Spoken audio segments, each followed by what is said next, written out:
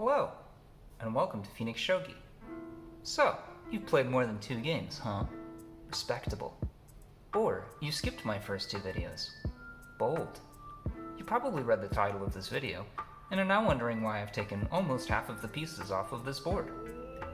Well, I wanted to emphasize specific aspects of the opening, and I'm using what we in the Shogi world call a partial diagram.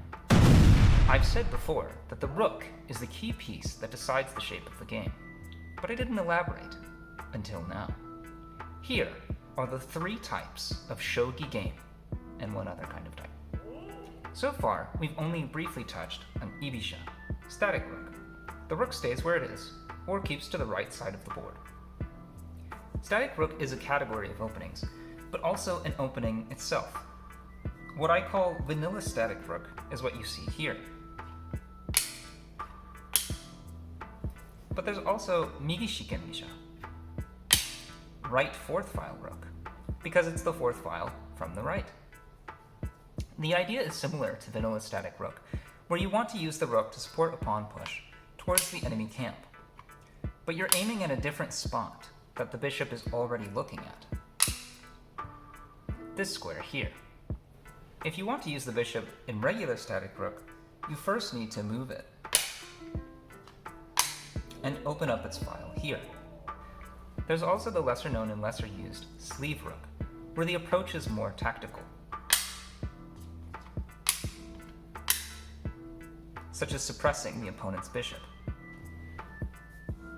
If you and your opponent both use static rook, migi shiken or otherwise, the game is known as ai ibisha, double static rook. If you prefer a more flexible, tactical approach, perhaps you'd like furi bisha, ranging or swinging rook, where the rook swings to the other side of the board, and maybe ranges around to fit the situation. You've got nakabisha,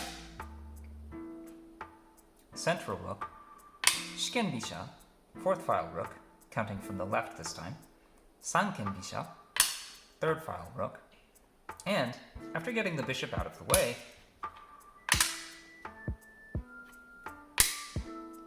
second mukai bisha, opposing rook. All of these count as swinging rook.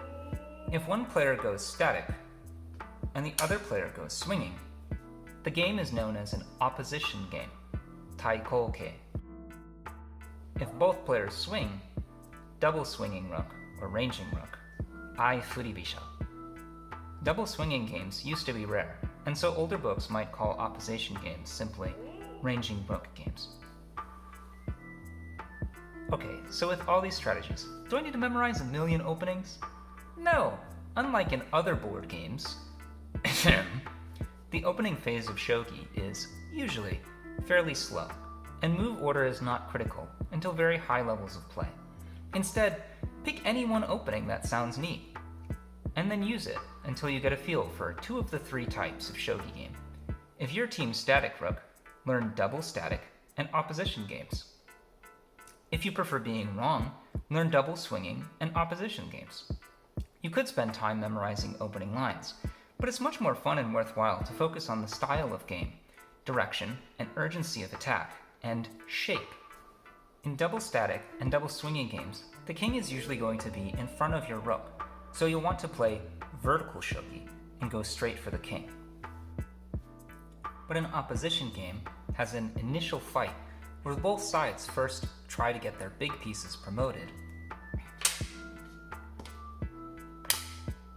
and then play horizontal shogi, attacking the king from the side. And those are the 3 major types of... Whoa! Welcome to Dark Phoenix Shogi. My goody two-shoes twin neglected to mention surprise openings, Kishu Senpo, which eschew convention to trick your opponent and create confusion, such as Iken Bisha, Unigoroshi, and Kakudofu. Sure, some are easy to counter if you know the trick, but beginners rarely do. So get out there and go slay some demons, dark ones. And that's my secret for making the perfect chicken katsu. Anyways, hopefully this gives you some good ideas about some new ways to play shogi. I plan to make some short videos covering the basics of each major opening. But until then, check out some recommended resources below in the description. Peace.